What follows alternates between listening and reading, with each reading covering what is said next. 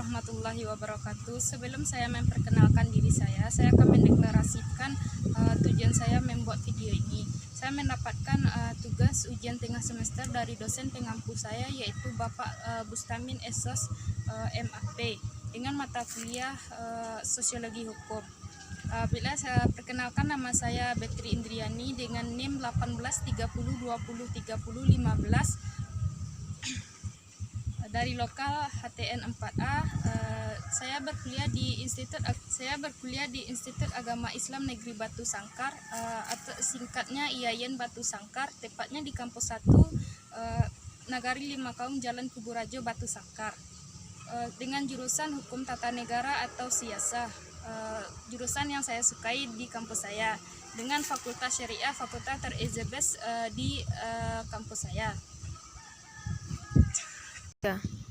Bila saya akan menjelaskan materi atau soal yang saya dapat dari dosen pengampu saya, yang pertama yaitu menjelaskan secara komprehensif kajian sosiologi hukum dan aliran-aliran yang membentuknya suatu sosiologi hukum.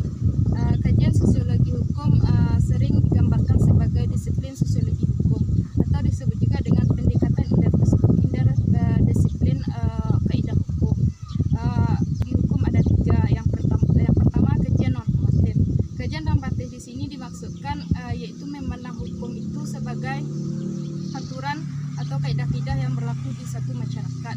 Yang kedua, kajian filosofis. Kajian filosofis di sini dimaksudkan bahwa kajian itu bersikap etika yang bersifat umum dalam suatu masyarakat.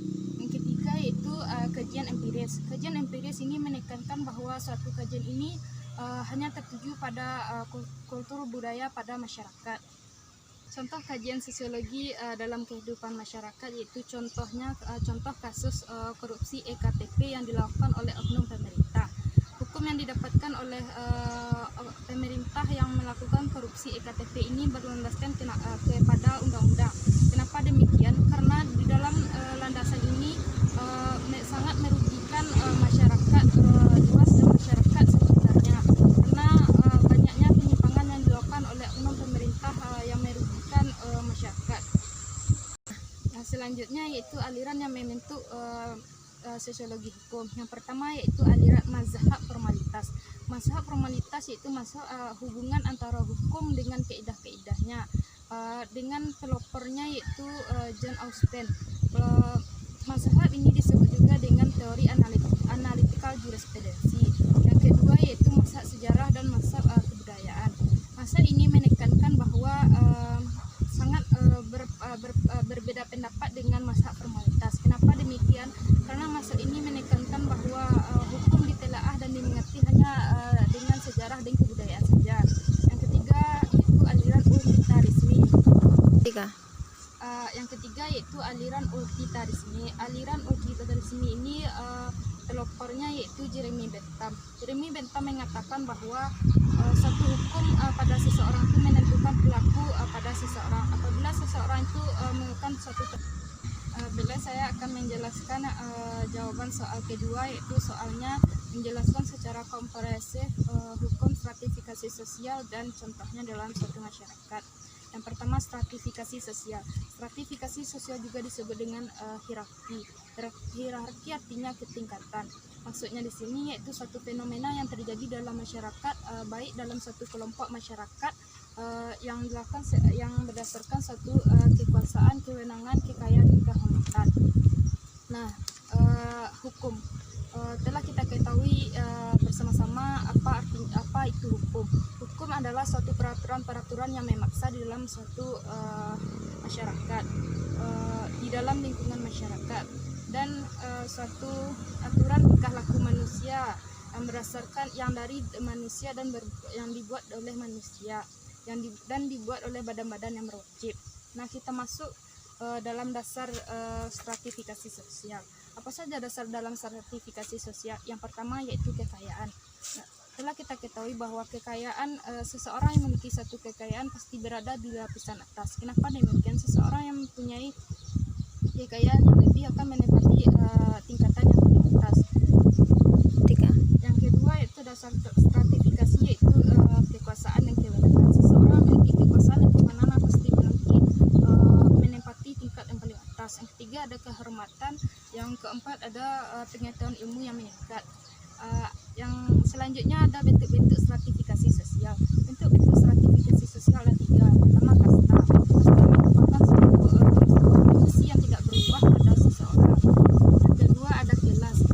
Maksudnya di sini yaitu seseorang mempunyai kelas yang bisa terbuka untuk melakukan sesuatu yang diinginkannya. Yang ketiga itu monarki. Monarki di sini dimasukkan bahwa seseorang harus berusaha untuk mendapatkan sesuatu. Nah, contohnya dalam masyarakat suatu stratifikasi sosial itu yaitu saya contohkan atau saya kaji contoh di dalam saat ini atau saat sekarang ini yaitu OL atau ojek online. Kenapa saya kaji ojek online? Banyak orang yang tidak menyadari bahwa suatu bisnis ojek online termasuk stratifikasi sosial. Entah di mana letak yang stratifikasi sosial itu. 3. Hierarki atau stratifikasi dalam bisnis ojek online, pengemudi menempatkan kasta paling bawah. Kenapa demikian? Ringkasnya saya jelaskan tentang contoh yang saya kaji itu OL ojek online.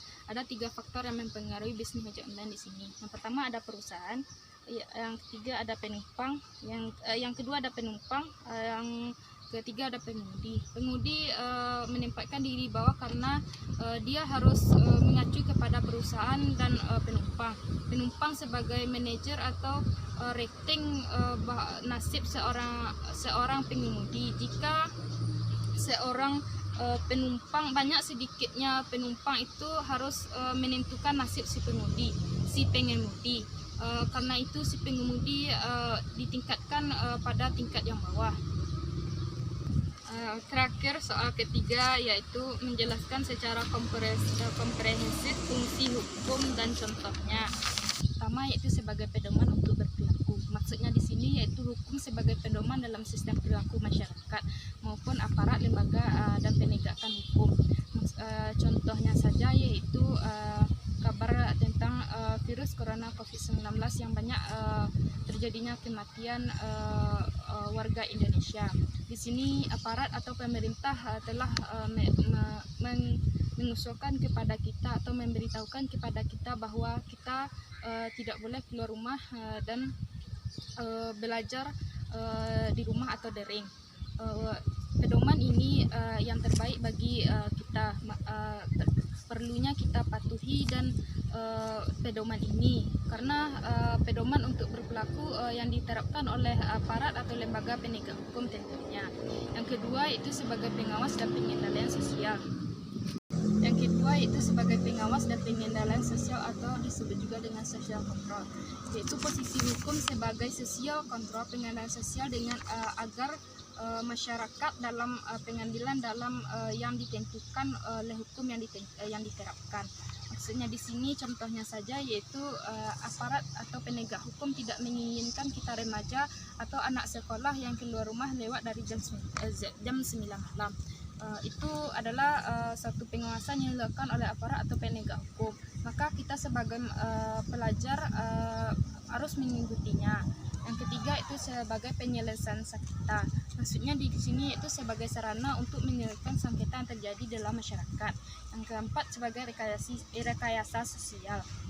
Realitas satu tingkah laku yang terjadi di dalam masyarakat itu tersendiri. Itulah video yang bisa saya sampaikan. Mungkin hanya itu kemampuan yang bisa saya jelaskan.